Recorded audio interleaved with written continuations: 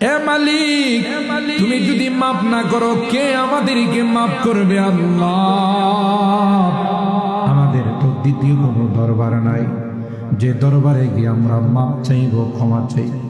মালিক রে, মেহেরবানি করে আমাদের সকল আর গুনাহ খাতাগুলো মাফ করে দাও। আল্লাহ, এই তাফসীর মাহফিলকে তুমি কবুল করে নাও।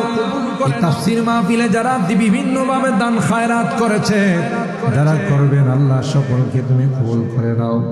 আল্লাহ, কামাই রুজি রোজগারে বরকত নসিব করে দাও। আসমানি জমিনে বিপদ আপদ থেকে হেফাজত করো আল্লাহ, ইয়া আরহামার রাহিমিন। আল্লাহ, যারা যে নিয়তে দান করেছেন সকল আর দানগুলোকে তুমি কবুল করে নাও। ও রব্বি করিম, আমাদের রোগীদেরকে পরিপূর্ণ শিফা নসিব করে দাও।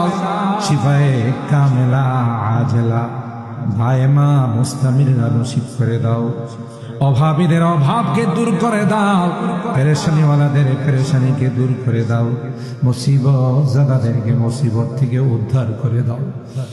ও রব্বি করিম, আল্লাহ, তুমি তাকাইয়া দেখো তোমার বান্দা বান্দিরা আল্লাহ কাঙ্গালের মতো দুইখানা হাত বাড়াইছে। জানি না কে কি উদ্দেশ্য নিয়ে হাত বাড়াইছে।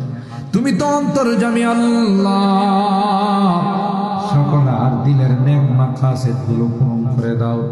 মাকাসিদে হাসানা গুলোকে তুমি কবুল করে নাও। ইয়া আল্লাহ, এই তাফসীর মাহফিল জামাতের জন্য নাজাতের ওসিলা বানাই দিও আল্লাহ। যারা এই তাফসীর মাহফিলের সূচনা করেছিলেন অনেকেই দুনিয়াতে নাই, তাদের রূহের মধ্যে সবগুলো পৌঁছায় দাও।